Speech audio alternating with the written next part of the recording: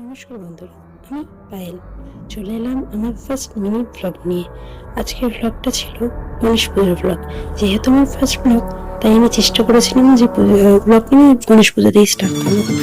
আমাদের পাড়ায় গণেশ পুজো হয়েছিল। গণেশ পুজোতে ভীষণ ভীষণ ভীষণ আনন্দ হয়েছিল। সবাই মিলে, বাড়ির লোক, পাড়ার লোক সবাই মিলে আমরা খুব আনন্দ মজা করেছি।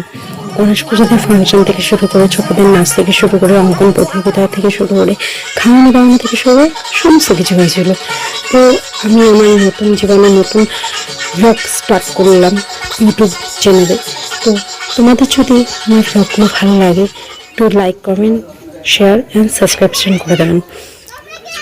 প্রথমেই বলি যে আমি এই ফিল্ডে নতুন কাজ করতে এসেছি। তোমাদের ভালোবাসা একান্তই কাম্য করি। তো যেটা বলছি, দেখতেই পাচ্ছ আমরা কত আনন্দ করছি সবাই মিলে।